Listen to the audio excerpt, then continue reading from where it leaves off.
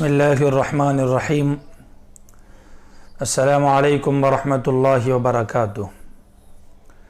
अज़ीज़ दोस्तों और नौजवान साथियों, अल्लाह के फ़ज़ल और करम से आज नमाज फ़जर से फ़ारिग़ हुए हैं। जुमा का दिन है। ख़याल आया कि जुमा के जो अहम और मसनून आमाल हैं वो आपके सामने मुख्तसर अल्फाज में बतला दिए जाएं ताकि हम सब के लिए अमल करना आसान हो। अज़ीज़ दोस्तों, साल भर में सिर्फ़ 3 दिन ऐसे हैं कि आका सल्लल्लाहु अलैहि वसल्लम ने उन 3 दिनों के मसनून आमाल को बयान फरमाया है। यानी वो 3 दिन वीआईपी दिन है, बड़े ख़ास दिन हैं। उनके आमाल को, उस दिन किए जाने वाले कामों को अगर देखा जाए तो उससे पता चलता है कि इस दिन का मकाम और मर्तबा आका सल्लल्लाहु अलैहि वसल्लम की निगाह में और शरीयत में कितना बड़ा है। उन 3 दिनों में से एक दिन जुमा का दिन भी है, जिसे ईदुल मोमिनीन कहा जाता है। और इसमें कुछ आमाल अल्लाह के नबी सल्लल्लाहु अलैहि वसल्लम की तरफ से बतलाए गए हैं और उम्मत को दिए गए हैं। और अगर उम्मत इस पर अमल करती हैं तो उसके ऊपर सवाब हैं, अजर हैं और अल्लाह रब्बुल इज़्ज़त की तरफ से गुनाहों की बख्शिश के वादे भी हैं। जुमा के जो आमाल बयान किए गए हैं वो तरतीबवार इस तरह हैं कि जुमा के दिन दीगर दिनों के मुकाबिल में जल्दी उठना, यानी फजर से पहले अगर कोई शख्स दीगर दिनों में हफ्ता, इतवार, पीर, मंगल, बुध, जुमेरात को अगर दीगर दिनों में फजर की अजान सुनकर उठता है तो उसको चाहिए कि जुमा के दिन फजर की अजान से पहले उठने का एहतमाम फरमाए। दूसरी चीज़ है, दूसरा अमल है गुस्ल करना, यानी जब जल्दी उठ चुका है तो अब गुस्ल कर ले। उसके बाद तीसरा अमल है मिसवाक करना। चौथा अमल है उम्दा कपड़े पहनना, यानी अल्लाह रब्बुल इज़्ज़त ने अगर नया जोड़ा दिया है तो बिल्कुल पहनिए, और अगर पुराने कपड़े हैं तो उसमें से जो अच्छा कपड़ा हो उसको बेहतरीन तरीके से साफ सफाई करके धुलाकर इस्त्री कर कर उसको पहनना, जिसे उम्दा कपड़ा कहा जाता है। दिखने में इंसान शरीफ़ुत्तबा और शरीफ़ुन्नफ्स लगता है और वाक़यातन मोमिन और अहले ईमान लगता है, ऐसे कपड़े पहनना। लेकिन चूंकि जैसे जैसे ज़माना ख़त्म हो रहा है वैसे वैसे ये बात देखने में आ रही हैं और मसाजिद में नौजवान बच्चे इस कैफियत में पाए जाते हैं कि जुमा का दिन भी क्यों ना हो, जुमा की नमाज में नाइट पॉइंट पर बच्चे मिलते हैं। तो ये जुमा की अहमियत और आज़मत के ख़त्म होने और दीन से बेजारी का एक तरह से इसको अगर नाम दे दिया जाए तो कोई मुज़ायक़ा और कोई हरज नहीं है।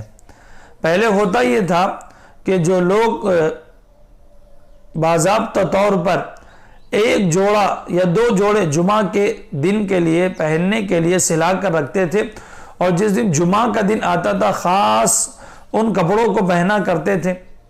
लेकिन अब जैसे जैसे ज़माना बदल रहा है वैसे वैसे इंसान बदल रहे हैं और आमाल बदल रहे हैं।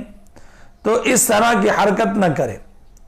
वो कपड़ा जो आप किसी मजलिस में पहनकर जाना पसंद नहीं करते, वो कपड़ा बगैर किसी डर के, बगैर किसी शर्म के, बगैर किसी खौफ के अल्लाह के सामने पहन कर आ रहे हैं। इसलिए उम्दा कपड़ा पहने, अच्छा कपड़ा पहने जिससे मुकम्मल सतर ढका हुआ भी हो और छुपा हुआ भी हो। इसी तरीके से जब कपड़े पहन लिए हैं तो फिर सर में तेल लगाएं, दाढ़ी में तेल लगाएं, बदन पर यानी कपड़ों के ऊपर अच्छी और उम्दा खुशबू के लगाने का एहतमाम फरमाएं। जब ये सारे आमाल कर ले, ये काम कर ले, यानी उठना भी हो गया, गुस्ल भी हो गया, मिसवाक भी हो गया, कपड़े भी पहन लिए, तेल भी लगा लिया, खुशबू भी लगा ली, तो अब फिर मस्जिद की तरफ जल्द जाने का एहतमाम करें, फौरन मस्जिद पहुंच जाए। हमारे जितने बुजुर्गान दीन गुजरे हैं, अल्लाह वाले गुजरे हैं, उन तमाम का मामूल यही था जिंदगी का कि वो 10-11 बजे ही मस्जिद पहुंच जाते थे। बल्कि बाद बुजुर्गान दीन का मामूल ये था कि वो جمعہ کے دن فجر سے پہلے غسل کر لیتے ہیں، فجر میں آ جاتے اور جمعہ پڑھ کر گھر تشریف لے جایا کرتے تھے۔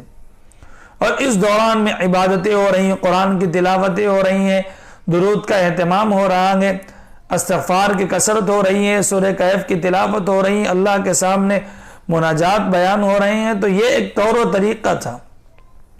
تو کم از کم صبح جلد از جلد پہنچنے کی کوشش کریں۔ 12:30 بجے عمومی 12:40 پر عمومی طور پر اذانیں ہوتی ہیں، 11:30 سے پہنچ جائے، 12 بجے سے پہنچ جائے، اور پہنچنے کے بعد اگر نماز کا وقت ہے تو صلاۃ التسبیح پڑھ لیں، سورہ کہف پڑھنے کا اہتمام کریں، ذکر اذکار کریں۔ تو یہ ہے مسنون اعمال میں سے ایک عمل کہ مسجد جلدی جائے۔ اس کے بعد کا عمل یہ ہے کہ جلدی جانے کے لیے لوگ گاڑیوں کا اور دیگر چیزوں کا استعمال کرتے ہیں۔ اگر مسجد بہت دور ہے تو کرنا چاہیے، لیکن اگر محلے کی مسجد ہے تو پھر پیدل جانا چاہیے۔ جتنے قدم نماز کے لیے اٹھتے ہیں اتنے ہر قدم پر ثواب اللہ رب العزت عطا کرتے ہیں۔ اس کے بعد پھر جب آپ مسجد پہنچ جائیں تو پھر امام کے قریب بیٹھنے کی کوشش کرنا چاہیے۔ لیکن دیکھنے میں یہ آتا ہے کہ لوگ پیچھے بڑے اطمینان سے آتے ہیں اور سب سے آخری صف میں بیٹھتے ہیں تاکہ دعا ہوتے ہی سب سے پہلے جانے کا موقع مل جائے۔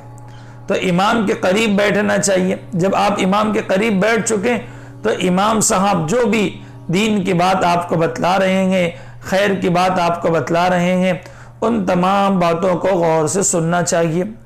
اس کے بعد پھر عربی خطبہ ہوتا ہے تو اس کو بھی سننا چاہیے۔ عربی خطبے کا سننا یہ واجب ہے۔ ان تمام مراحل میں اپنے کپڑوں سے کھیلنا، بالوں سے کھیلنا، موبائل سے کھیلنا، موبائل کا چلانا یہ گناہ ہے۔ اس لیے پوری توجہ کے ساتھ میں امام صاحب کے سامنے بیٹھے اور خطبے کو چاہے وہ اردو ہو یا عربی ہو بڑے اہتمام کے ساتھ اور غور سے سنیں۔ پھر اگر سورہ کہف نماز سے جمعہ تک پڑھ لی ہے تو ٹھیک ہے، ورنہ پھر نماز جمعہ کے بعد یا پھر اسی مرحلے میں وقت ہو تو سورہ کہف کے پڑھنے کا اہتمام کرے۔ اسی طرح سے درود شریف کے پڑھنے کا اہتمام کرے۔ اسی طرح سے جمعہ کے دن دعاؤں کے قبولیت کے بعض اوقات رکھے گئے ہیں، لہٰذا دعاؤں کی کثرت کا اہتمام کریں، یعنی دعا کرتے رہیں وقتاً فوقتاً، اللہ رب العزت کے سامنے اپنے ہاتھوں کو پھیلاتے رہیں، اپنی مرادوں کو مانگتے رہیں اور اللہ رب العزت کے سامنے مناجات کرتے رہیں، تو انشاءاللہ اللہ رب العزت ضرور بھی ضرور دعاؤں کو قبول کریں گے۔